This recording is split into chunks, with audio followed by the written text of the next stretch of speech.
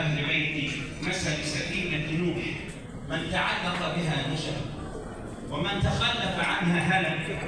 تطوير مسجد السيدة حورية وإعادة هذه المباني، لسنا قد اجتمعنا لتطوير حوائط وجدران وتزيين أسقف فحسب.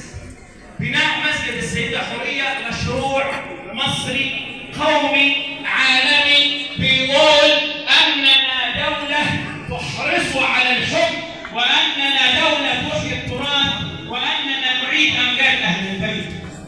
إذا كنا سنعيد تطوير مسجد السيدة حورية كأننا نعيد قراءة من جديد لقول الله عز وجل: ويطعمون الطعام على حبه مسكينا ويتيما وأسيرا إنما نطعمكم لوجه الله لا نريد منكم جزاء ولا شكورا. تطوير مسجد السيدة حورية تطوير وتزيين للاعتقاد بقول الله عز وجل: إنما يريد الله ليذهب عنكم الرجس أهل البيت ويطهركم تطهيرا. تطوير مسجد السيدة حورية رفع الجدار معنى قول الله عز وجل: رحمة الله وبركاته عليكم أهل البيت إنه حميد مجيد. من غير تطرف ولا تشيع، من غير تعصب ولا تشنج.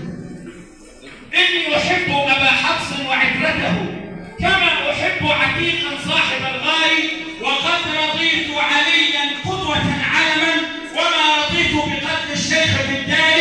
كل الصحابة ساداتي ومعتقدي، وما علي بهذا القول من عهد.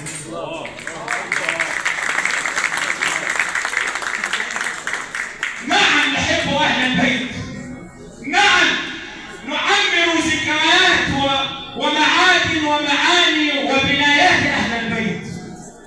كما قال القرآن: لنتخذن عليهم مسجدا.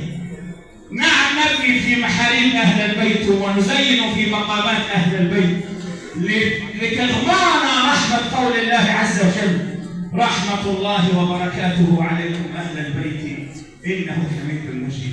أسأل الله العظيم رب العرش الكريم أن يغفر لنا ذنوبنا، وأن يستر عيوبنا، وأن يفرج كروبنا، وأن يحفظ مصر وأهلها قيادة وشعبا وحكومة، وأن يجمعنا دائما إلى ما فيه رضاه. ورضي اللهم عن سيدتي صاحبة المقام العظيم حورية بنت سيدنا الإمام الحسين. أقول قولي هذا وأستغفر الله لي ولكم.